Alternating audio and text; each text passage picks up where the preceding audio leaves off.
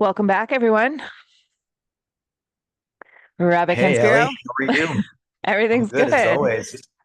Awesome. Okay, so we're tiptoeing around the political thicket today. We're going to delve into, while we're in the middle of both, I think we're both Democratic and Republican National Congress is going on. So we're going to talk a little bit about Jews in the Western world, but then also Jews in the Middle East, where they tend to fall historically politically. Are Jews tending often more towards voting on the left of the political spectrum or on the right? Are they tending more towards liberal or more towards conservative? So I would love to use our lens to explore this idea. So historically, where have Jews fallen on the political spectrum and why have they fallen there? And is that changing? Yeah, so this is a very hot topic. Speaking of remember what's next, we're going on what's happening now and looking at the evolution of Jewish political affiliation. So, Ellie, like the first thing we really need to focus on is that Jews being involved in politics is a relatively new thing. We Mm, get for a long time, from the destruction of the Second Temple and the Jewish diaspora for around 2 millennia, Jews were politically disenfranchised. So Jewish political affiliation is relatively a modern experience, and you can't disassociate it from how emancipation of Jews, which is a phenomenon that really only begins, okay, French National Assembly, 1791 after the French Revolution, like 1789. That's the first time Jews are given political rights and given citizenship and allowed mm. to. But it's interesting that goes hand in hand because along with emancipation comes the ability of Jews to now engage, integrate, and, as we say, assimilate into the cultures that are now, at least seemingly at the time, inviting them in. So it's definitely the two are, you cannot separate the two out. As Jews finally, the gates of opportunity open up to Jews and they run to embrace them, often at the expense of their Jewish identity. We see Right. that in Western Europe especially. So Jews politically, if you have to say bigadols, we'd say in Hebrew, the big picture in political evolution, because we're not just dealing, I like, America's we focus on now because America is by far the largest diaspora community. A huge chunk of the entire Jewish population lives outside of Israel, lives in the United States.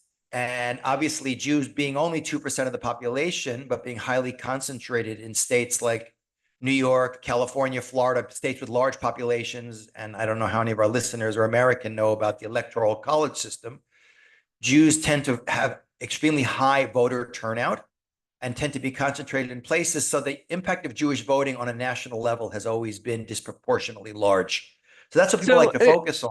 I Yeah. just want to throw in there because I want to highlight something that you said right at the beginning, which is that historically Jews were politically disenfranchised, which I just want to clarify for people. I think what you're saying is they weren't allowed to vote like most non-white minorities. They didn't have this so-called political power. It's one of the reasons why some of the conspiracy theories about Jews are hilarious because they didn't have any rights. They couldn't, they didn't have access to the platforms of power, perhaps in the same way that we have possibly now.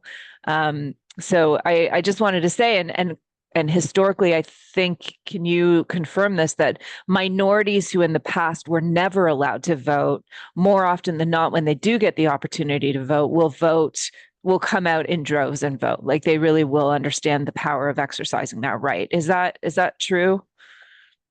Sure, absolutely. But Jews disproportionately so.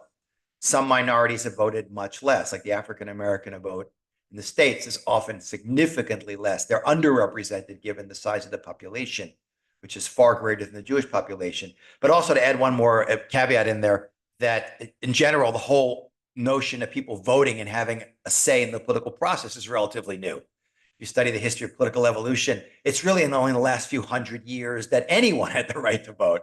So Right. we might have lagged a little bit behind, but like women getting the right to vote, for instance, is an early 20th century thing in liberal democracies. So, the founding fathers of America would have been shocked at the notion of everyone voting. Like 100%. ignorant people who don't know, who only care about their selfish interests and have a right to decide, whereas only educated people with a broader perspective. That's a whole bigger discussion that we don't want to go into now, but certainly Jews who are, maybe you had large swaths of population in many countries were disenfranchised and had no say in political systems which were not democracies. Jews having suffered so much at the hands of, so many instances of persecution and discrimination, etc. So there's no question that Jews would certainly have the impetus for them to get involved politically, especially if you take a group of people who tend to be very idealistic and tend to be very motivated and Right. think outside the box and always pushing. So it's a natural, democracy is a very ripe ground for Jewish participation throughout history. But if we look at the broad sweep of what's happened, generally speaking, if we look at conservative versus left-wing, progressive political ideologies, there's been a general association, and this is really broad brushstrokes, of conservative politics being associated with the establishment, be it the power elite, be it within a monarchy, or be it within, the power elite of the Republican Party being like the WASP, white Anglo-Saxon Protestants were the power elite in America, or the people who support the monarchies and the conservative, that's always associated. Whereas the liberal progressive political ideologies are always associated with transformation and change. And those that support the underdogs, minorities, labor unions, and those tend to be associated with more economically left-wing political ideologies, be it socialism, be it communism. So you kind of have a perception that is not just limited to the Jews, but just to the world in general in Western political evolution and modern history, that the right is conservative, the right is the establishment, and therefore the establishment, even amongst the landed gentry, they're going to want to concentrate the power and the wealth within as few people as possible, and keep keep those lower class minorities or people who are, don't keep them out of the picture. Whereas the left was generally viewed as the bigger tent, broader, and the people who would more likely want to represent those who are disenfranchised, unempowered, and poor. So if you throw Jews into that, who always begin at the bottom of that spectrum, coming from either having locked out of so many economic opportunities, or having poured into America, 2.5 million Jews between 1882 and 1920, when they start finally clamping down on mass immigration to the U.S., not just for Jews, but in general. So these Jews are coming in with the shirt on the back and nothing. So the perception that, that the parties that would best serve their interests will be the left-wing political parties. And if you pull back even further, you look at like Russia, when Russia is transforming itself, Tsarist Russia, which is a feudal state, by the way, where the mass majority of people were disenfranchised. Yeah. When Jews saw that they could not necessarily, like the gates of progress and economic advancement are they're locked out of because they're not part of that elite. Jews often, you see this in Russia especially, if you can't join them, beat them. And you see Jewish experimentation with assimilation in Russia in the late 19th century, with Jews literally hiring themselves out to the Tsarist Russian government, which created its own subsection, Ministry of Education, to deal with Jews with the goal of getting them to basically assimilate and drop their Judaism. But when that fails, because the anti-Semitism and discrimination is so embedded in that culture, then they will go to the more extreme, I would say, left-wing revolutionary movements. If you can't join them, we'll beat them. So there's been, in the last couple hundred years, a Jewish almost obsession with identifying with the left side of the political spectrum, believing that would best serve the interests of not just the Jewish people, but what's interesting, Ellie, is that affiliation, even as Jews mainstream into the politics like in America and rise to the top and become arguably the most successful, highest income earning bracket, this is a unique facet of Judaism, is they will nonetheless maintain their loyalty to those political parties that no longer serve their interests, because they're no longer part of that underclass that's disenfranchised and trying to work their way up. And that goes back to another factor which is unique to Jews, which is the Jewish personality, that incredible notion of social justice that is so ingrained in Jewish DNA that it will trump everything in Jewish political affiliation, and will continue to push Jews in that direction, because it's not just about what's good for us. It's about what's good for the people who are downtrodden.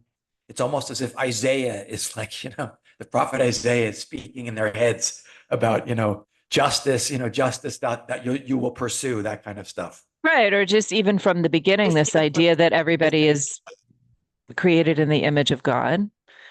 And that was radical then, radical now, as Rabbi Sachs of blessed memory would say.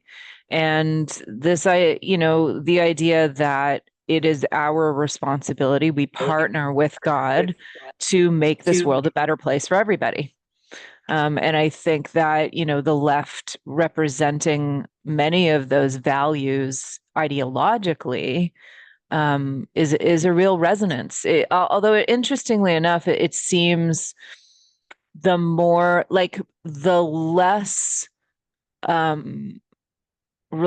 don't know if I want to say religious, but the more you identify, say, with the religious community, the more to the right you seem to be, and the less you identify with the religious community or religious Jewish practice, the more you kind of connect yourself with the Tikkun Olam idea that Judaism is a culture, or it's not a religion, but it's a set of ideas around fixing the world in a particular way. And then that aligns you automatically with, say, what the left says they're about. Does that fit?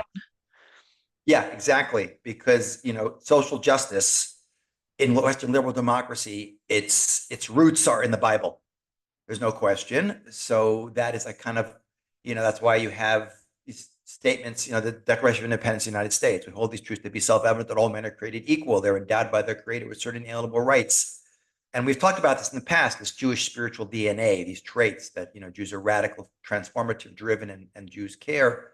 Right. So you've seen exactly when Jews have kind of left their Judaism behind as a religious identification, they nonetheless are kind of hot-wired on a spiritual genetic way to still have that incredible drive to push social justice issues that transcend anything to do with, okay, we've already, like I pulled myself out of the pit, but now a lot of people just turn their back and walk away. I'm gone, right. But it's not a Jewish thing to just care about people. It's interesting because we're always accused of being very partisan and the opposite is actually true. Jews care more about other people than they often care about themselves. Yeah, which is, if you think about the Haggadah or the Passover, like when we talk about, remember you are a stranger in Egypt, like that we are supposed to use that understanding to look at other people who are experiencing being the stranger and to have compassion for them, to take up their charge. And at the same time, it's interesting because I also have a lot of friends across the sort of political spectrum, but also the religious spectrum. And you'll meet a lot of people who are more connected with, say, the religious community, but they'll say really socially, I'm more on the political left. But like just living my life wise, I am more on the political right. Like it's the values speak to us that, yes, we're supposed to take care of each other, Jewish or not Jewish. We're supposed to make the world a better place. But I think that's really challenging when you have to choose between one or the other. Exactly. And, the Pew Research study that was done, I think, a decade ago, and they said the word Jew to Jews, 52% came in a commitment to social justice being the number one expression out of their mouth that signifies what Judaism is about. Right. And like I said, social justice does come from Judaism, but when a Jew is an observant Jew, we understand that there's a lot of other stuff that gets thrown in there in terms of attitude towards relationships, towards sexuality, towards marriage, towards abortion. These are the halachic considerations that a Jew who's not observant and doesn't have the kind of the Torah software thrown into their brains, those aren't going to be processed in there. They're just going to have the I care, I want to fix the world, tikkun olam attitude. So it actually kind of splits. So you can't take social justice out of Judaism, but Judaism is not social justice. And once you throw in the halachic component in the broader picture of what Judaism truly does stand for as a religious faith with a whole moral agenda, then it tends to start pushing people the other way. And the interesting thing you're really pointing out is that it's not just about downtrodden, poor versus power elite.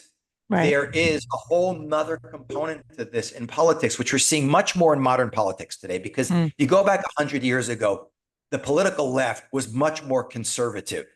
With the erosion of conservative values that begins in the mid 20th century, you see a clear divide between not just, the weak and the underprivileged and the poor and the minorities versus the power elite and, the old men's club that runs everything, but the values also split.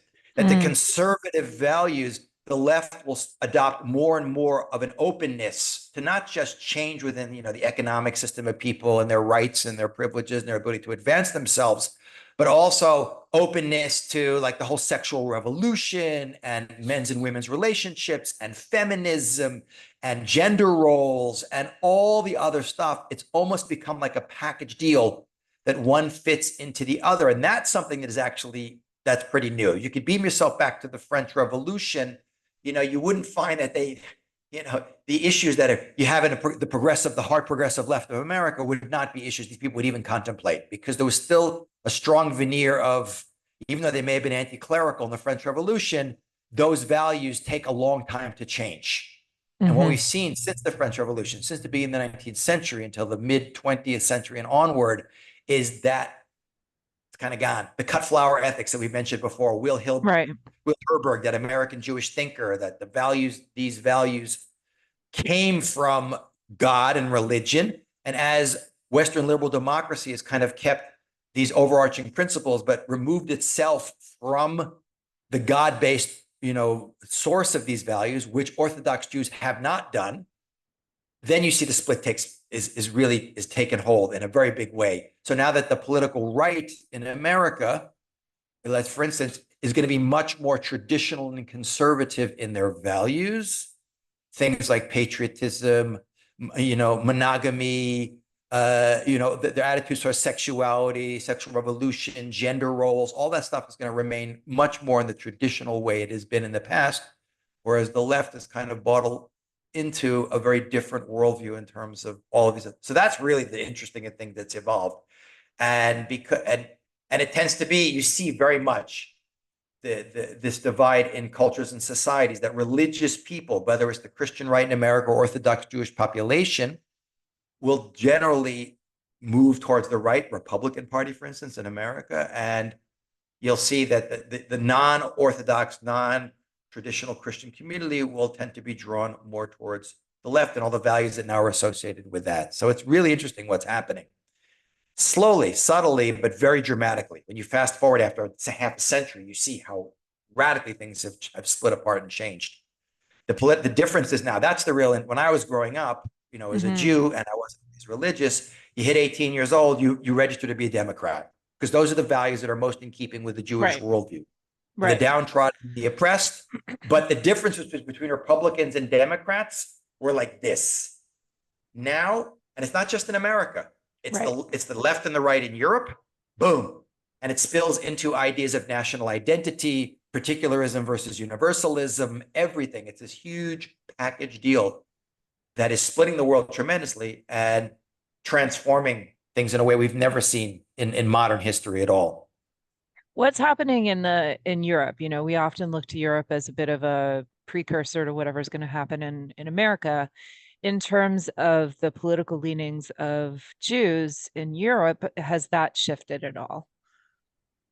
So it's interesting because European Jews, because especially in a lot of European countries, America is such a great melting pot, and Jewish identity is so secondary for so many non-religious Jews that it doesn't tend to play as big a role. My experience, and it's having spent a lot of time in different places in Europe amongst Jewish communities, is that you have a much greater awareness. America being a melting pot, it's not just us or them.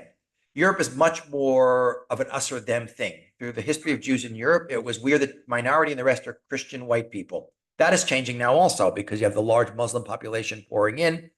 So what you see happening in Western European countries, the further north you go in Europe, the less religious they are. England is the most religious country in Western Europe, where I think 50% of Brits say they believe in God. I'm not talking about the Muslim minority, but far more Muslims go to mosque on Friday than Anglicans, which is the Church of England, go to church on Sunday. So they're only paying Right. lip service. You get to Scandinavian countries and it goes down to, the teens in the number of them who actually believe in God. So the Jewish population in those countries traditionally is lagging behind the embrace of liberal politics that you see in America, because there's always been, up until recently, a much stronger awareness that we really are a small minority here. The us and them thing, Right. I think from my experience, has been much clearer. In England, I spent a lot of time. I saw that very much so. And so Jews tend to be more conservative, even though they're not as observant. They also tend to be more recent arrivals, even though the arrivals in America are pretty new. In Right. France, it's very new. It's all the original Jewish French population, Ashkenazi population, is largely assimilated. Most of the French Jews are Sephardim from North Africa who speak French, because those are North Africa. Places like Algeria, these were colonies that were French colonies, so the cultural affiliation is much greater, and they tend to be much more traditional. But if you go to Eastern Europe, where they suppressed religion, and with the collapse of the Soviet Union, there's been a big upsurge of particularist identity, because it was kind of pushed on the side, because it was all communism was all about the party, and the Soviet Union and the Warsaw Pact is one big and a big explosion of when you deny people something, forbidden fruit is always sweeter. A big resurgence of religious fervor in those countries. So those countries tended to be much more, in the last, since the collapse of the Soviet Union, much more particularistic, much more religious, and much more conservative in their worldview towards everything, whether it's immigration or sexuality. So there you don't see the same thing happening. You don't see the same thing happening in Eastern Europe as Western Europe. So I'm happy you brought up Eastern Europe, and and that we're, sort of pointing a little bit towards communism. I think there really is, more often than not in the West, an idea that, and I think this takes us into a couple of pieces. One, Jews are sometimes accused of being some type of fifth column, meaning that they are not really voting for the benefit of the country that they're living in, but they're voting for the benefit of themselves or for Israel. Now, I think most people in the end vote for themselves. They're not necessarily thinking of the bigger picture. But I think this is a slur that's been lauded at the Jews, that they're working against whatever country they're voting in. And the other piece of the puzzle, which is, more often than not, anti-Semitism has been associated with the right, say with the Ku Klux Klan, with white supremacy, those types of things, and very often not associated with the left. So can we speak to those two things? Like, look, are Jews often voting just to save themselves? And who exactly are they saving themselves from? Yeah, so those are both. There's definitely a switch in where anti-Semitism has been coming from. But to go back to the first question you asked, that's just an anti-Semitic canard against the Jews. That's not true. Jews are quite unique. If you forget America, go to what was the huge Jewish community before they all left and went to America, which was Eastern Europe, which went, in the last 500 years, went from virtually no Jews to the center of the Jewish world, and then it was absorbed. And then the Polish-Lithuanian Commonwealth was broken apart, and a lot of it was absorbed by the Russian Empire, and then that became communist. You see exactly this point that with Jews in the Russian Revolution is a great example of this. That, like I said, Jews, who a lot of Jewish intellectuals who were concerned with anti-Semitism, because Russia was traditionally a very deeply religious Eastern Orthodox. We were the other in a very homogenous society, very different in how we looked, dressed, and acted. And even our best attempts to assimilate did not work. The anti-Semitism got worse after the assassination of Tsar Alexander II in 1881. So Jews went into revolutionary movements believing it's not a zero-sum game, that we're just doing this for us. If you can't join them, beat them. But believing that generally it sucked to be a non-noble person in Russia. There was a middle class, but the vast majority of Russians were living in horrible conditions in a very corrupt feudal system, which was Tsarist Russia all the way up through the late 19th century. And you see that the Russian Revolution, Lenin aside, is hugely disproportionately overrepresented by Jews. Of course, the best example is Leon Trotsky, that was his nom de guerre. But Trotsky, who was killed by Stalin, had had a guy put an ice pick in the back of his head in 1941 in Mexico City. But Zinoviev, Kamenev, it was a Jewish orchestrated event. And these Jews, revolutionary Jews, because you see what happened in Eastern Europe, is after the failure to assimilation falls apart after the assassination of Alexander II in 1881, Jews go in different paths. And a lot of that pushes a lot of Jews to Zionism, recognizing no matter what we do, they're going to hate us. So we may as well just leave, which is Jews like basically disassociating themselves from the political evolution of Russia. Right. But the Bundist movement and the communist movement, Bundist was the labor union, which Jews were very involved in because Jews were basically manual laborers, a lot of them, were international movements that viewed the Zionist movement as being disloyal to the bigger cause of making humanity a better place. They look with disdain. It's way too particularistic Zionism. Workers of the world unite was Karl Marx's thing, like this is going to be a universal movement for the downtrodden of the world. They viewed it as really being selfish. If you're going to just look at your own particularist interests and focus on Zionism, that's exactly what's going on in the politics of you look at Poland prior to the elections in places like Warsaw. A huge percentage of the Jews are involved in left-wing political ideologies like labor movements like the Bund, who are completely disassociated from any self-serving Jewish nationalism or Jewish particularism and totally focused on revolutionary movements or political ideologies that would improve the working class people. And these people largely migrate to the United States. Now, it's true in America, certainly when Jews are coming into America, the Democratic Party was definitely the party that had the labor union support. When labor unions start to pick up, there was a huge amount of abuse of working class people in America.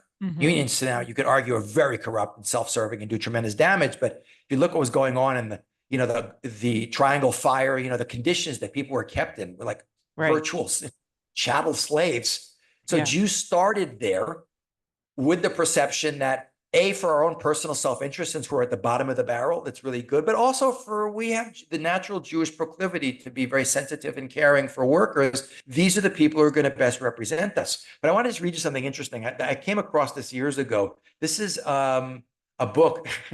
It's about Jews in American politics. It came out in 2002 and has these chapters. And one is by Anna Greenwald and Kenneth Wald, still liberal after all these years. So this is going back, 22 years ago. But listen to what they say. It says, Jewish Americans, and this goes exactly to the point you're talking about, Jewish Americans do not exhibit the same political tendencies as other demographically equivalent groups. For instance, we might expect Jewish Americans to become more conservative in their beliefs and voting preferences as succeeding generations attain higher levels of affluence and education. We started at the bottom.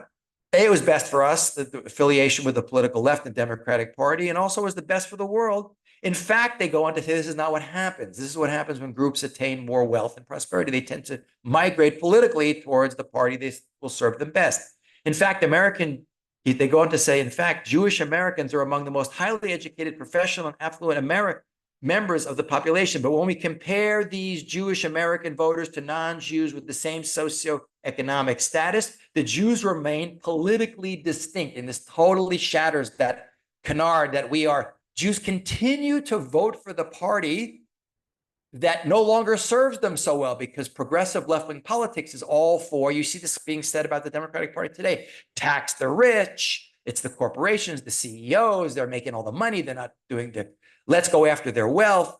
And if you become more wealthy, you'd say, hell no, we want to support those parties because that's going to protect us. Listen to what Norm Potteritz wrote in his book, Why Are Jews Liberal? That came out in 2009. He says, in short, Jewish political behavior continues to contradict many commonplace assumptions. If we go by the most commonplace of all these assumptions, that people tend to vote their pocketbooks, meaning if you're poor underclass, the government, which will give us stuff, and social welfare programs, which is always the political left, right? We are forced to conclude that in continuing to vote for the Democrats, Jews are in fact, in the last few decades, been voting against their own interests. Jewish liberals, which is to say most Jews, take pride in the mark of their refusal to put self-interest, which they equate with selfishness. This exactly goes against that point, above the demands of social justice. We see that the opposite is true, that Jews will put the needs of others above their own needs and continue to support political parties and ideologies which go against their own economic self-interest out of a belief that we have to care more about the world. This is the Jewish personality. The funny way I heard it said was Jews earn like Episcopalians, but continue to vote like Puerto Ricans. Interesting. But And this is not, I think like one of the interesting things about that is we're voting our values.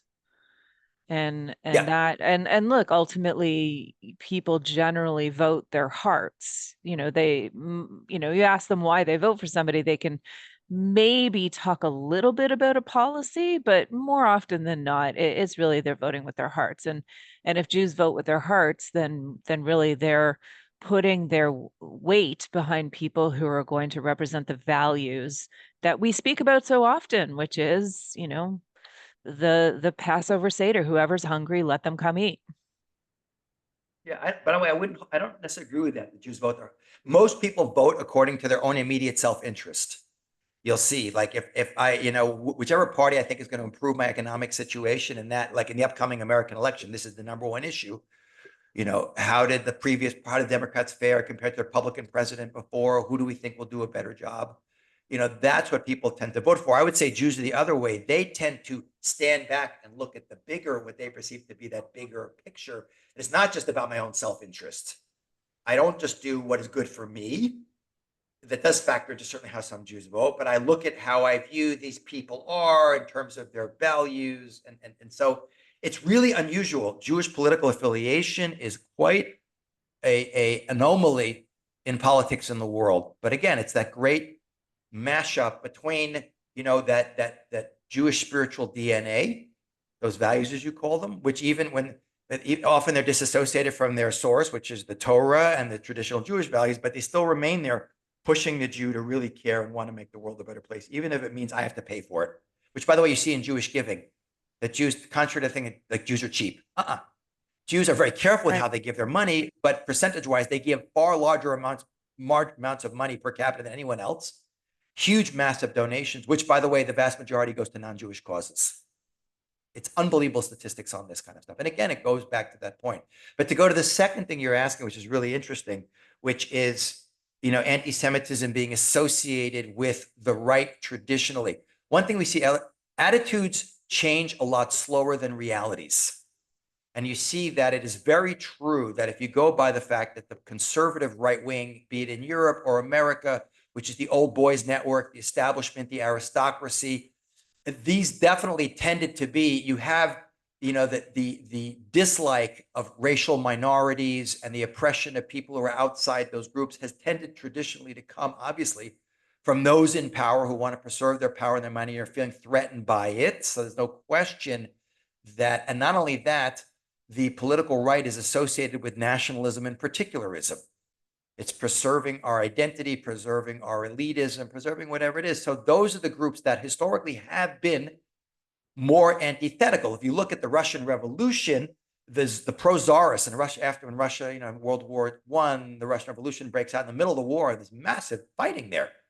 And you look at the pro-Tsarists, they are far more anti-Semitic. They're actually giving out copies. All of the foreign powers that wanted to keep Russia in the war with Germany are sending soldiers to volunteer to fight with the Tsarist forces, who are giving out copies of the Protocols of the Elders of Zion to all of these foreign volunteers, which is that book that came out in 1900, written by the Black 100s, this right-wing anti-Semitic, paramilitary organization that had the backing of the Tsar of Russia, that put the greatest forgery in human history out there. Let's show you who's behind all of this, stuff. Oh, it's the Jews, the Jews, the Jews. They're the ones who are causing all the problems, etc. So you definitely see traditionally the right has been a source of a lot of that animus that's been directed towards the Jewish people. But the reality is, like you can see now in European politics and American politics, just as the political situation, nothing to do with Jews. The switch that has taken place since the mid 20th century, the civil rights movement, the Democratic Party of the 60s until today, has been very dramatic. That people don't realize that the Republican Party was founded, Abraham Lincoln, the first president, based on preservation of the Union and abolition of slavery. And the only congressmen and senators who ever were in the Ku Klux Klan in America were Democrats in the South at the time. So but now the Democratic Party did a big switch, moving into the civil rights movement. It really changed. And the Republican Party has also done a huge switch. And now, by the way, in the South, you have the people who formerly would have been Democrats are now in terms of their conservative political ideology, are now in the Republican. There's been a lot going on like this, we see now, and you can't argue this point, that when you look at the Republican Party of today, it is previously, which, they didn't even try and court Jewish voting because they realized it was hopelessly in favor of the Democratic Party.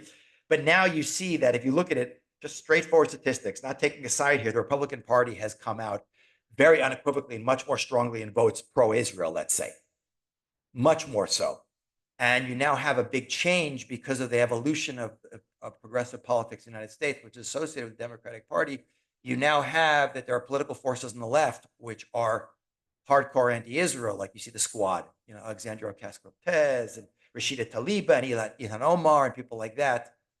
But the attitudes, the residual attitudes of the Jewish population towards staying loyal to the Democratic Party are still very much there, even though the attitudes of the Democratic Party, not all the Democrats, there's still lots of Democratic support. By the way, overwhelming, if you look at the United States, there's 26 Jewish congressmen, I believe, and one independent, Bernie Sanders. All the congressmen are either Democrats or this one independent. And in terms of, the senators, it's also the same thing. There's like 9 senators, they're all Democrats. So you definitely see that Jewish political affiliation, even in terms of, it's overwhelmingly still on the Democratic Party, but the attitudes and the reality has switched. And now you have a lot of anti-Semitism, both in Europe and America, coming out of the intersectional thing you see going on with radical Islam and the far left in the United States. Right. But it's interesting that if you were to accuse people on the political left of being anti-Semitic, they would get very outraged. Now, that's only the right.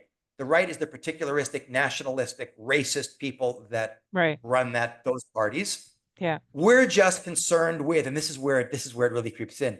The left has a concern with closing those loose ends of colonialism and oppression and apartheid, of which Israel's been thrown into that. So this is not anti-Semitism. This is just settling up with anti-colonialism, and it's anti-racism, and Israel is the big white guy pounding and beating up all the minorities in the region. Even though that's a completely incorrect reading of the situation, a lot of the people on the left would say, no, we have no problem. We're not anti-Semitic. We just have a problem with Zionism, for instance. Right. So the political reality has changed. Political affiliation and support has changed dramatically. In Europe, you have people like Geert Wilders, they say, of Holland, or even Marie Le Pen, whose father was an anti-Semite, Jacques, whatever I think his name was. But these people they're very pro-nationalistic and very, very particularistic, but they're actually far more openly supportive of Israel and show much less of the traditional anti-Semitic attitudes that the right would have shown half a century ago. So those attitudes have changed, but within the Jewish kind of mind frame collectively, they're still kind of living in the past and still clinging to, they haven't caught up with the political realities of today that have shifted dramatically. It doesn't mean there still isn't anti-Semitism on the right. But it also sounds like part of the challenge, again, is the language that's being used for each side. If the political right, for instance, were to start talking more about helping people, about these types of causes, about the things that we do care about, maybe that would make a difference, right? I definitely think that rhetoric matters. And, when they hear somebody saying, we care about this and we care about social justice and we care about rights and we care about this, it's automatically going to pull. There isn't that kind of language often on the political right. It's a much more business oriented type of language that it doesn't resonate in the same way, I think, with those parts of the Jewish soul that want to be spoken to. So I do think it's interesting. And it doesn't even mean that the policies are that far apart on either side. It just means there's a certain culture and rhetoric on one side as opposed to the other. So I think it's very interesting in terms of what we want people to speak about. Yeah, there's no question. You hit on a very, very good point there. That the right is much more, whether it's Europe or America, is much more like in America, it's the MAGA, Make America Great things. And in Europe, it's about let's preserve our identity. It's also an economic difference, and it definitely affects the messaging. Conservative political economic ideology is top down. stimulate business corporations. That's where the profits come in. That will benefit everyone. But it's kind of less directly stated. Whereas the progressive left is all about, I'm going to give you stuff right away. And you can make a great case that doesn't work. It just increases deficit and causes inflation and de-incentivizes people to go to work when you're giving a lot of free stuff. I mean, I'm definitely a free market capitalist. I'm a capitalist with a conscience guy, personally. That's what Judaism is, by the way. It's not unbridled profit at the expense of people, but it's not, it's rewarding people for their efforts. Right. But you're right. There's no question. And that to get votes, when you promise people stuff, you'll get votes because people vote for their self-interest. I'm going to get free stuff. I'm going to get like guaranteed income. I'm going to get subsidized this. I'll vote for that. There is no question that the messaging of the more progressive left-wing side of politics, with is openly talking about dealing with all these social justice issues, is going to naturally resonate with Jews much more easily, for sure. Because when you talk about particularism, preserving our identity and stuff, that sends all the alarms off for Jews. Right. Where the other that never goes well we for don't us. want to be involved in that. Nationalism never goes well for Jews. Yeah. So even though it's not necessarily the case, it doesn't necessarily mean just because we want to preserve our identity, it doesn't mean Jews are also kind of locked in this us or them thing. We still tend to look at, that we're always the minority, the outsider, and it's going to end up So that way. that was the other question I was going to ask you, and this is maybe more of a psychological piece, but I'm curious because I think historically Jews have a fear of or a tremendous dislike for authority, right? It's part of the reason why we're impossible to govern even in Israel, because authority has generally not necessarily always been human authority, has not often been out to protect the Jews in any way. And I think that more often than not, politics on the left looks a little bit more bottom up, a little bit less authoritarian maybe than politics on the right. And that tends to rub, I think, against historically cultural fears that Jews have. Do you think that plays into things at all? Definitely. Well, for sure. By the way, the Rabbi's famous statement: "Pray for the peace of the government." Because without that, we need to survive. So anarchy is much scarier to Jews. Political instability, radical change has been much more detrimental to Jews than stability. Even stability against bad rulers still provides a certain level of predictability, which we don't see when the Russian Revolution, schism, dramatic change in the government, stuff like that. It can be much more detrimental. So it's not necessarily, I mean, the whole issue of Jews hard to govern is a separate thing. Jews, by the way, we do much better in government when we're living.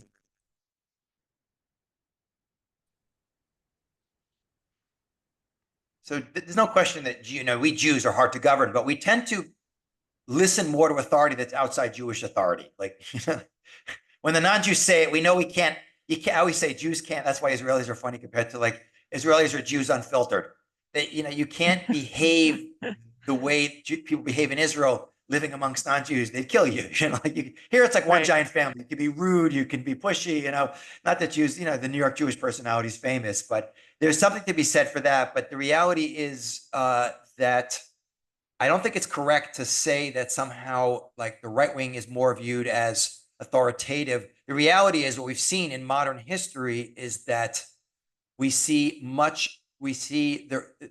that the progressive left-wing political ideologies like communism have created governmental systems that completely wipe out the notion of individuality, where the individual is completely sacrificed for the sake of the cause, which is why arguably communism has caused the death and suffering of so many more people than any other political ideology. So I wouldn't necessarily say, but the reality is, by the way, today, if you look at a conservative, like a Tea Party guy versus, they're all about personal autonomy and freedom, as opposed to the top-down politics of the left, which is all about big government and restrictions and regulations. So I don't think that that's really the issue so much there. I think it comes from residual.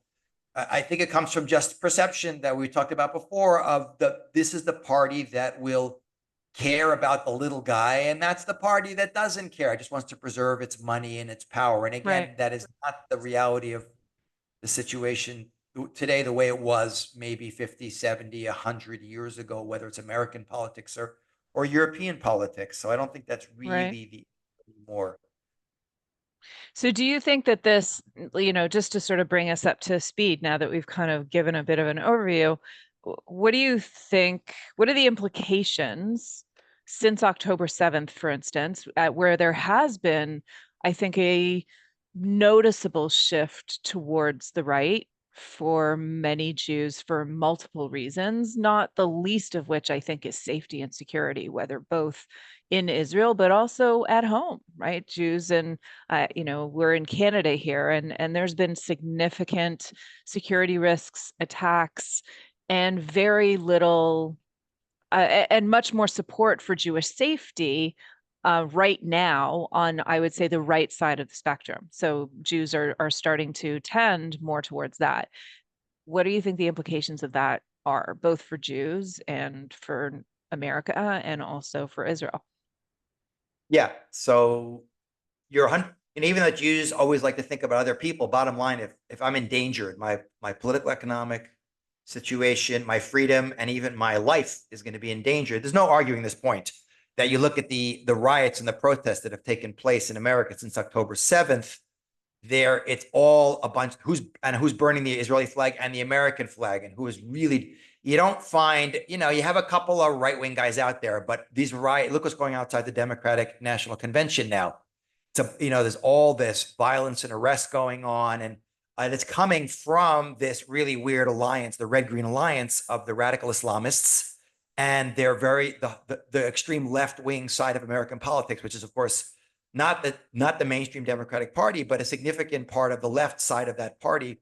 So that's, I think, been a wake-up call for a lot of Jews, because it's not just about, ending the war in Gaza, saving Palestinian lives. No one's screaming two-state solution. They're screaming from the river to the sea. And there's been a massive explosion of like over 300% increase in anti-Semitic incidents, of which the vast majority is, not exclusively, the vast majority is coming from the political left, which is certainly people who would vote Democrat. I'm not saying the Democratic Party supports that ideology at all. Mm-hmm. Whereas you see, again, there's no arguing this point that overwhelmingly, if you look at votes in the Congress and the Senate and whatever, who's standing up unequivocally for Israel, the Republican Party and the Christian right in America, which is a large part of the base of the Republican Party, Mm-hmm. has come out much more strongly in support of Israel, and much more. And these are not the people burning American flags. They're raising the flag and make America great again. And you may not like the saying, but they're all about, God and country kind of stuff. Right. So the reality is that I think for a lot of Jews in America, the issue is more the political candidates that they find distasteful than the reality of, if you took the candidates running out, you'd find that a lot of people are, whoa, I see that I'll be safer with the more traditional conservative side of American politics than I am with the left. That's just the reality. It's not me subjectively throwing my opinion. It's straight, clear. You watch the news. And it seems like this is the first time in a very long time where Jews are actually considering their voting power based on, is this person going to keep me safe or not? Yeah, which is a that's a legitimate very thing. different political reality than we've seen for the past, say, 70 years in the golden age of Jewish living. Okay, so we haven't actually had a chance to just touch on, and maybe we could just do a little bit of this, as we're running a little bit later. But we haven't really touched on even Israeli politics, like where things tend to fall there in terms of, is it more right? Is it more left? Do Israelis tend to veer one side or the other? Yeah. So, I mean, just in general, a lot of Israeli politics is demographics. America swims back and forth because there's the whole center, and it's really the undecided vote in the middle, who are not Democratic or Republican, but will vote depending upon whichever candidate they feel will best represent them. That's the majority of a lot of Americans voting that way. In Israel, there's a lot of political parties, but the Democrats of Israel was founded by primarily the Labor Party, which ran the country from 48 to 1977. Mm-hmm. And as the demographics of Israel have changed, and that Labor Party was economically towards the left, towards a socialistic worldview, that kind of stuff. But as the demographics of Israel has changed, to be, the higher birth rates in Israel are amongst the religious. And the political realities. There's something to be said for, Irving Kristol had this funny definition of a neoconservative. Neoconservatives are people who were like in the 60s and 70s liberals and then moved to the right. There's a lot of those people, like, Jerry Rubin, the Chicago 7, Jerry Rubin, people like that. He said that a neoconservative is a liberal who's been mugged by reality. Which you can say is also what's happening in America today. When the anti-Semites are screaming, gas the Jews and from the river to the sea, reality is like the bucket of ice water. You suddenly wake up and realize maybe you have to shift your political affiliations, even if you don't really like that party. Right. Maybe this isn't actually my team. Right, exactly. So first of all, in Israel, I always say to want an open border with Mexico, you got to be living in Vermont. The most conservative people in Israel are 18 to 35-year-olds. The most liberal people in Israel are older generation people, because they're the remnant of the earlier Labor Party people who are gradually phasing themselves out, like into retirement politically and out of this world as they die off. But also they're the burned out, like people who are sick of fighting for 75 plus years wars and just like, we got to try anything. Meanwhile, those people who are serving in the army, I'm not just talking about since October 7th, but the reality, the front line in Israel is right down the street, and you are putting your life on the line. And military service in Israel is a very real thing. It's not just being stationed in Okinawa or something, or somewhere in some base in America. So these people tend to be more, the younger ones are more conservative, and the older ones tend to be like slowly opting out. But we saw with October 7th, the sheer level of absolute open hatred. It wasn't like the Gazans stormed the thing and sat down in Israel. We please live with us in peace. Take this wall down so we can have it 2 states. It's, raping, murdering, burning, killing, horrible. Some of the biggest peace activists in Israel lived on those Otef Aza and these kibbutzim that were there and gave up their time. As like a side observation, when you think about Israeli pop music, for instance, I don't know if I mentioned this before, but if you think of Israeli pop music, more often than not, the cultural zeitgeist of Israeli pop music is like, let's have peace, right? Let's live together one day, like, all these songs about, what it could be like when we all live together in peace. I think after October 7th was one of the first times that I heard a really big Israeli hit song come out that was saying, we're coming for you. We're in, like, we're after you now. And I think that was really shocking for me, that it was a very young, youthful voice that was coming out from, as you said, 18 to 35-year-olds that was saying, enough. We're not asking for peace. We're asking for security. And those aren't necessarily going to be the same things right now. And no people we brought the idea of peace as the ideal permanent state for humanity into the world. Right. It's never been about creating a Palestinian state. It's about the Arab world, or the Palestinians' inability to live with a Jewish state of any size. Walid Shubat, who was a terrorist in Gaza many years ago, who then he speaks for Israel all the time. He became Christian, and he does this great routine I saw many years ago. He says, I tried to find war in your songs, and I could not find. He says, when I was a little kid in Gaza, we sang the song in Arabic, we knock against the gates of heaven with the skulls of the Jews. And you watch these videos on memory about little Arab kids thinking about being suicide bombers and wanting to kill themselves, and Arab mothers saying, we have so many babies because we want to have martyrs. And he says, I couldn't find any war. And then I finally found one song with war. And he says, he starts singing, Lo yisagoy go cherev lo yilmadu ad milchama. Nation will not lift up sword against nation. Neither will they learn war anymore, from Isaiah.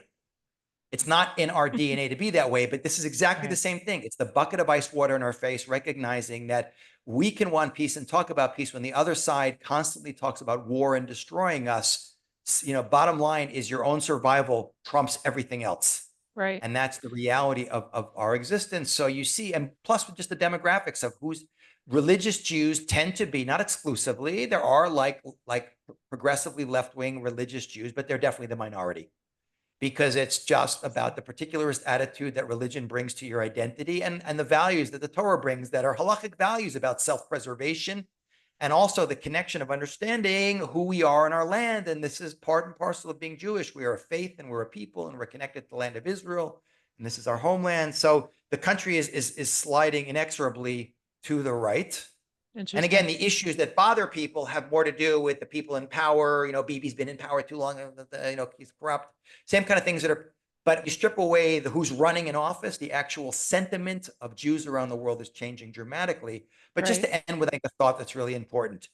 God is an independent. Okay, that's super important for people to understand. And his political platform is Torah values, which have given us the values of peace and justice and social responsibility, but based in a system that's an absolute standard of morality that's much more than just those values. And the way Jews, first of all, when a Jew connected to Judaism that has that natural proclivity that, to care about, well, those are great things, but that's just the raw driving force that needs the Torah software.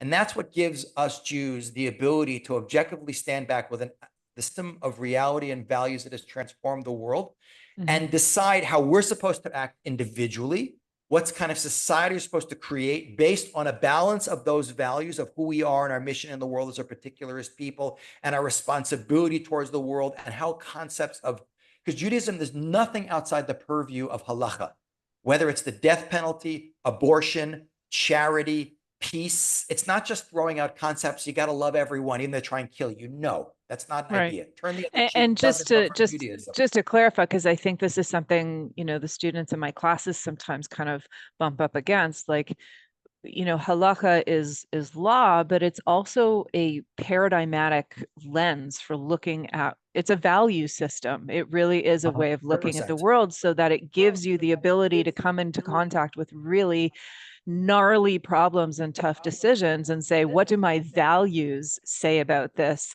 that can help me navigate this problem, this decision, this circumstance in a way that is, I'm going to come out at the end of it feeling like I was my best self in that decision. I did something that was in line with my values and my purpose and the things that I believe are important in this world. And halacha is a rubric to use to be able to get there, especially in a world right now where I don't think many people can elucidate clearly what their values are. What are the things that they would be willing to stand for or die for? So I just kind of wanted to throw that in there, because I think sometimes people get the wrong idea when they hear the word halacha, that it's just about telling people what to do. Whereas really, in many ways, it's giving us ways to think clearly about how to live our life connected to our values. Absolutely. And that's 100% excellent way of looking at it. And when you push that into voting preferences, the way a person should vote as a Jew is not, I'm a Republican, I'm a Democrat, I'm a Republican conservative. Right. It's which individual and which party. Okay, even if I'm living abroad or living in the state of Israel, because Israel's not a theocracy, it's a liberal democratic country, it's a Jewish state, and which government and which political leaders have an ideology and a platform and are moving in the direction that is as close to what the Torah system, which is the ideal system, is advocating for the world. That's who we should support, and that should transcend dedication to a specific party or a specific politician, because we know politicians. Right. Sorry about the noise. Some truck is going down the street here with a loudspeaker on it. No problem. But that is the party that we should. One second, hold on. This is what you get with living in the middle of town in Jerusalem. But that is so important. That means, but to do that, you can't represent the Jewish people till you know what the Jewish people represent, which is why I urge all Jews, regardless of where they're, to become educated Jews. That's the Torah software that you were talking about, which definitely gives us the ability to feel in a world where, like a boat that's got no rudder, it gives us the rudder to be able to get the clarity to know who is closer to advocating what is truth and what works, because that system of Torah that has been adopted by the world, the Bible and its values, has been far and away the most transformative, stabilizing force in human history. I just want to end with a quote from Abraham Joshua Heschel, who is very well known in the conservative movement. A lot of Orthodox Jews don't like to quote the guy, but I think he was a very brilliant thinker. And he said this beautifully. He said, the spirit of Judaism is not the spirit of conformity to American secular society, but above all, it is the spirit of protest embodied in the great prophets against the confusion of the true God with many earthly false idols of this society.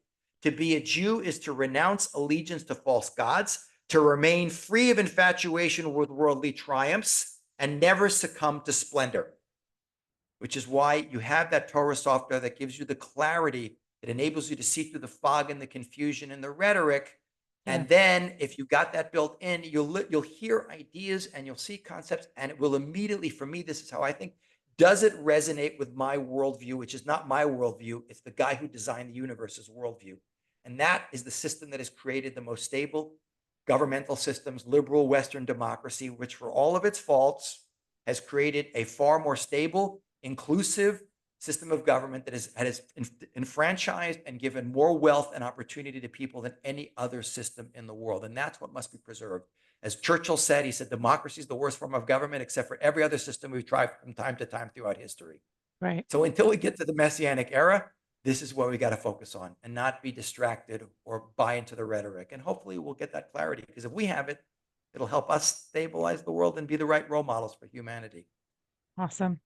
Amazing. Okay, I'm so glad that we like dug into this. I feel like it's aside from being super timely, I think it's such a helpful way of just dealing with politics in general, is to understand as Jews, how do we approach it?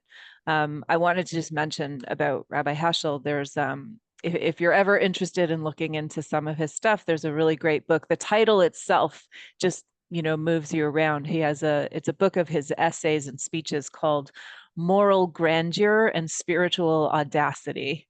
And I think that title itself can so much sum up a real core piece of Jewish identity in the world. So I totally recommend it if it's something that you'd be interested in checking out. Okay, I would encourage our listeners to please, we've been getting some emails, leave us a comment if you're listening on Spotify, share, like, subscribe, let us know what you're thinking about the podcast. We really want to hear from you. It's really helpful for us to be able to make the topics as timely and as relevant as possible. I want to just mention also, Rabbi Spiro is going to be teaching a weekly crash course in Jewish history on Zoom at 12 noon Eastern on Thursdays, beginning at the end of October. If you're interested in learning directly with Rabbi Spiro and going through his, parts of his incredible book, Crash Course in Jewish History, updated with everything that's going on today, you can check the liner notes, and there'll be the information on how to find out more there.